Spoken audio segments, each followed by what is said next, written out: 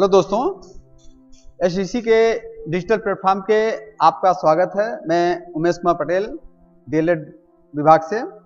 देखिए, हम लोग बात कर रहे थे शिक्षण की अवधारणा कैसे क्या क्या है, शिक्षण की अवधारणा शिक्षण अधिगम में क्या कैसे होती है और शिक्षण की परिभाषाएं। उसी क्रम को आगे बढ़ाते हुए आज हम बात करते हैं कि शिक्षण का वास्तव में अर्थ क्या होता है। देखिए, जैसे कि आपको पता है कि शिक्षण जो होता है उसके अर्थ के संबंध में बहुत सी बातें कही जाती हैं कि शिक्षण शिक्षा के क्षेत्र में उद्देश्य की प्राप्ति के लिए साधन है। शिक्षण सीखने और सिखाने के बीच जो होती है द्विध्रुवी प्रक्रिया जो होती है अंतःक्रिया है। शिक्षण और अधिगम दोनों ही एक दूसरे से अंतर संबंधित हैं, ये भी बातें होती है। साथ ही होता है कि शिक्षण शिक्षार्थी की अंतःकरण की जो समस्या होती है, अंतर्निहित समस्या होती है, उसके विकास में सहायक सिद्ध होता है। यह बात भी शिक्षण के संबंध में कही जाती है। एक और बात होती है कि अधिगम की सफलता शिक्षण को प्रभावित करने पर आधारित होती है। यानी अधिगम जो है उसकी सफलता शिक्षण की प्रक्रिया जो होती है उसको प्रभावित करने पर आधारित होती है। साथ ही होता है शिक्षण जो होता है विषय वस्तु आधारित ज्ञान का अंतःकरण है। ये सारी बातें होती हैं कि यानी शिक्षण में कौन सी बातें होती हैं। एक सामाजिक प्रक्रिया है, यह सिर्फ अपने देश ही नहीं बल्कि प्रत्येक देश की शासन प्रणाली, सामाजिक दर्शन, सामाजिक परिस्थिति, मूल्य और संस्कृति पर इसका प्रभाव पड़ता है। जिस देश में जैसी शासन व्यवस्था होती है, जैसा सामाजिक संरचना होती है, जैसा औद्योगिक परिस्थितियां होती हैं, उस देश में उसी प्रकार शिक्षण की प्रक्रिया चलती है। अब आइए शिक्षण को अच्छे से समझने के लिए इसके कुछ रूप जो होते हैं उसकी चर्चा कर ली जाए तो स्पष्ट रूप से समझ में आ जाएगा कि शिक्षण होता क्या है। बात करते हैं, देखिए कि एक तंत्रात्मक शासन प्रणाली में शिक्षण क्या होता है। एक तंत्रात्मक यानी जहां एक रूप में हो, एक तंत्र जो होता है, एक तंत्री व्यवस्था हो, अर्थात जो है इसमें शिक्षक जो होता है, इसमें शिक्षक का स्थान मुख्य होता है। शिक्षक जो होता है इसमें मुख्य इसका स्थान होता है और छात्र जो होता है वह गौण होता है। यानी शिक्षक मुख्य और छात्र गौण होता है। ये व्यवस्थाएं अपने आप होती हैं, छात्र गौण और शिक्षक मुख्य। यह एक तंत्रात्मक शासन प्रणाली में होता है। इसमें क्या होता है कि शिक्षक जो होता है जब मुख्य हो जाता है तो छात्र की हर समस्या को, हर बात को वह अच्छे से बता नहीं पाता है, क्योंकि जब छात्र कोई प्रश्न पूछना चाहता है वो पूछ नहीं पाता। सिर्फ शिक्षक जो होता है वह शिक्षक अपनी बात को सिर्फ करता है। इस नाते यह तंत्री व्यवस्था जो एक तंत्री व्यवस्था होती है यह छात्र के लिए हितकर नहीं होती है। इस नाते इस शिक्षण व्यवस्था को, एक तंत्री शासन शिक्षण व्यवस्था को अच्छा नहीं माना जाता है। अब है दूसरा जो है प्रजातंत्रात्मक शासन।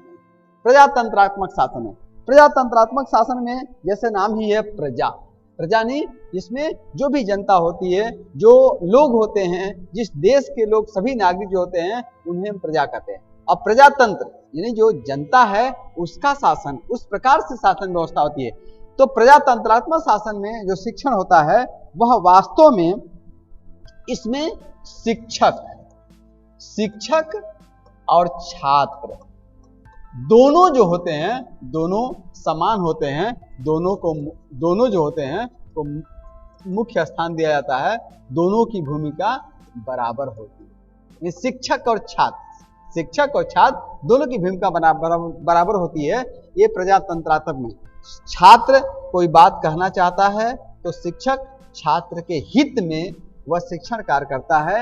यानी प्रजातंत्रात्मक शिक्षण व्यवस्था में शासन जो है, प्रजातंत्रात्मक शासन व्यवस्था में जो शिक्षण है खूब अच्छे से संचालित होता है और छात्र की प्रत्येक बात, प्रत्येक चीजों को शिक्षक के द्वारा वह उचित समाधान किया जाता है। छात्र के प्रत्येक समस्या का उचित निदान किया जाता है। यानी इस शिक्षण व्यवस्था में सबसे अच्छा बात होता है, अच्छी बात मानी जाती है प्रजातंत्रात्मक की। अब एक और है हस्तक्षेप रहित शासन में शिक्षण। हस्तक्षेप रहित यानी किसी के भी काम में कोई दखलंदाजी न की जाए, बिना वजह किसी को टोका टिप्पणी न किया जाए, इस शासन व्यवस्था के अंतर्गत क्या होता है कि इस शासन व्यवस्था के अंतर्गत जब होता है तो उसमें बात होती है कि शिक्षक छात्र के प्रत्येक कार्य में सहयोगी रूप में रहता है। उसे छात्र के किसी भी काम में वह रोक टोक, ठीक है, वह रोक टोक या टोका टिप्पणी अपना नहीं करता है। यानी अपने जब छात्र को बीच में किसी प्रकार का रोक टोक टोका टिप्पणी नहीं होगा तो वह अच्छे तरह से शिक्षण कार्य करेगा और वह उसे उचित अवसर जो होता है उचित अवसर दिया जाएगा, ये माना जाता है अपने उसमें, ठीक है। इस व्यवस्था के अंतर्गत सबसे अच्छा माना जाता है कि वह जब छात्र के बीच तो कोई टोका टिप्पणी नहीं होगा, कोई रोक टोक नहीं होगा, तो वह अच्छे से अपना प्रसन्नचित्त मन से हर एक चीज को अच्छे से उनको संचालित करेगा। अपनी प्रत्येक समस्या उसकी जो होगी उसकी सुनी जाएगी, प्रत्येक समस्या का समाधान किया जाएगा और वह मन लगा करके कोई भी काम अपना करेगा। और हस्तक्षेप अगर नहीं होगा तो उसके भीतर क्या होगा, सबसे मुख्य बात जो होगी वो होती है कि सृजनात्मक भावना जो होती है उसका जो होता है वह विकास होगा। यानी जब छात्र को किसी प्रकार की टोका टिप्पणी नहीं होगी तो वह जो होगा वह सृजन कार्य करेगा, सृजन की भावना उसके भीतर विकसित होगी और वह अच्छे से प्रत्येक कार्य को अपना संचालित करेगा, यह माना जाता है। यानी एक तंत्रात्मक, प्रजातंत्रात्मक, हस्तक्षेप रहित शासन, यह तीनों व्यवस्थाएं जो होती हैं उसमें सबसे अच्छी व्यवस्था मानी जाती है यह हस्तक्षेप रहित। यानी इसमें प्रत्येक कार्य में, प्रत्येक कोई भी समस्या में, प्रत्येक कोई परेशानी में छात्र का हित विशेष तौर पे देखा जाता है और वह अच्छे से हर कार्य को करता है और मन लगा के करता है और धीरे धीरे उसमें सृजनता की भावना का विकास होता है, वह सृजन करता है। इस वजह से हस्तक्षेप रहित शासन व्यवस्था में शिक्षण सबसे बेहतर माना जाता है। अब हम लोग आते हैं, देखिए शिक्षण की प्रकृति कैसी होनी चाहिए, यानी शिक्षण जब चल रहा है उसकी प्रकृति किस प्रकार से हो, इस पे बात हो। तो आमतौर पे जैसे होता है प्रत्येक व्यक्ति की कुछ न कुछ प्रकृति होती है, किस प्रकार से अपना क्या करते हैं। तो कुछ लोग शिक्षण को, देखिए शिक्षण को कुछ लोग कला मानते हैं तो कुछ लोग विज्ञान कहते हैं, कुछ कहते हैं नहीं शिक्षण विज्ञान नहीं सिर्फ कला है, कुछ कहते हैं नहीं सिर्फ कला है विज्ञान नहीं है, कुछ कहते हैं नहीं प्रत्येक बात में विज्ञान ही ज्यादा शिक्षण है कला नहीं है। तो इस पे इसकी प्रकृति को हम ध्यान में देखते हैं तो यह मानते हैं कि कुछ हद तक शिक्षण कला भी है और कुछ हद तक शिक्षण विज्ञान भी है। यानी दोनों रूपों में शिक्षण को हम दोनों रूपों में मानते हैं कि कला के भी रूप में मानते हैं, विज्ञान के भी रूप में मानते हैं। अब देखिए किस प्रकार से हम लाइए बात करते हैं कला के रूप में कौन कौन सी बातें होती हैं, ये देखते हैं कि कला के रूप में किस किस बात में विशेष तौर पर होता है। कला जैसे होता है, कला के क्षेत्र में हम देखते हैं कि यह जो होता है स्थिर नहीं होता है, कोई काम होता है स्थिर नहीं होता है, हमेशा परिवर्तन होता रहता है। यह माना जाता है कि कला कोई चीज स्थिर नहीं होती है, उसमें हमेशा समय के साथ, परिस्थिति के साथ हमेशा उसमें परिवर्तन होते रहते हैं। यह कला का मुख्य रूप से यह मानक होता है। इस प्रकार, इस तरह से हम शिक्षण व्यवस्था को देखते हैं कि शिक्षण व्यवस्था जैसे आज कुछ और है, धीरे धीरे समय के साथ इसमें भी परिवर्तन होता है।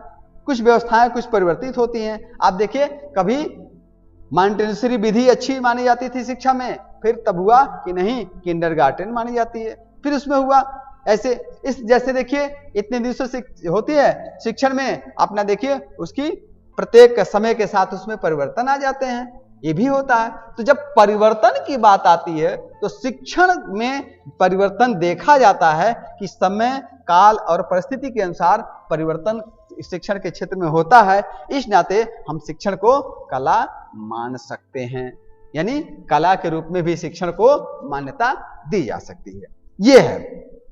अब देखिए, अब हम आते हैं कि आपको जब कला के रूप में अपना शिक्षण को हम देते हैं मान्यता, तब देखिए अब विज्ञान पे देते हैं। विज्ञान क्या होता है, किसी चीज में हर चीज को स्थिर मानता है, स्थिर मानता है विज्ञान। यानी अगर कोई एक सूत्र, कोई नियम हो गया तो वह जो है वह अकाट्य होता है, हमेशा वही नियम अपना रहता है। ऐसा माना जाता है कि जब भी कोई कार्य तर्क की कसौटी पे कसे, तर्क संगत हो, कोई बात तर्क संगत हो और उसमें कुछ नियम हो, जो नियम जो हो वह सत्य हो, यानी कुछ नियम बनाया जाए वो सत्य हो, कुछ तर्क संगत बातें हो और नियम कुछ बनाया जाए तो वह सत्य हो। अब देखिए उस रूप में शिक्षण के भी कुछ अपने अपने बातें होती, कुछ सूत्र हैं, शिक्षण सूत्र। आप देखिए शिक्षण के कुछ सूत्र हैं, ठीक है, कुछ इसके भी नियम हैं। जो शिक्षण के सूत्र हैं वह अकाट्य हैं, आज भी वही हैं, बाद में भी वही रहते हैं। सूत्र हमेशा वही रहते हैं, नहीं बदलते हैं, वही रहते हैं। कुछ नियम हैं शिक्षण के, जो नियम आज भी वही हैं, 10 साल 20 साल बाद भी वही रहेंगे, ठीक है। इस प्रकार से जैसे माना जाता है कि किसी तरह से यहाँ पे जो तर्क संगत और नियम जो होता है सत्य, इस स्तर पर भी शिक्षण जो होता है इसे हम विज्ञान मान सकते हैं। अब इसमें क्या होता है कि जैसे कि कोई ज्ञान, अर्जित ज्ञान कोई है, अर्जित ज्ञान जो है उसको हम नियम की कसौटी पे कसेंगे और वह आज भी वही सत्य रहेंगे और बाद में भी सत्य रहेंगे। इस तरह से हम जब देखेंगे कि यहाँ